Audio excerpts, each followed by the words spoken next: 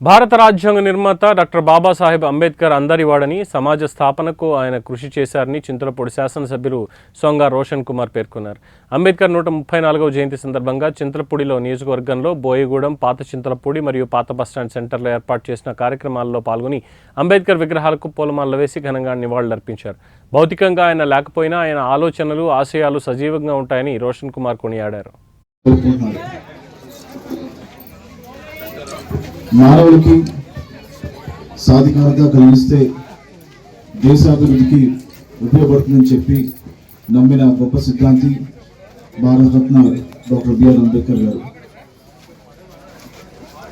ఒక గొప్ప సంఘ సంస్కర్త, ఒక గొప్ప పార్లమెంటేరియన్, మరి భారతదేశంలో మొట్టమొదటి న్యాయశాఖ మంత్రిగా చేసిన వ్యక్తి, బహుముఖ ప్రజ్ఞాశాలి,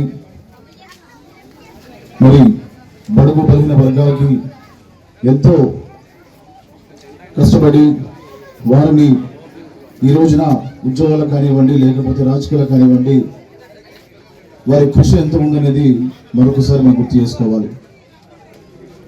అంబేద్కర్ గారు కానీ జగ్జీవన్ రావు గారు కానీ ఇద్దరు కూడా రెండు కళ్ళు లాంటి వాళ్ళు. వీళ్ళిద్దరినీ కూడా మనము విడదీసి చూడకూడదు. ఏదో ఒకరికో లేదా ఒక కమ్యూనిటీకి సంబంధించిన వాళ్ళు కాదు వీళ్ళు. ఆ రోజున వీరిద్దరి కష్టం మనందరూ కూడా చరిత్ర గురించి తెలుసుకుంటూనే ఉంటాం.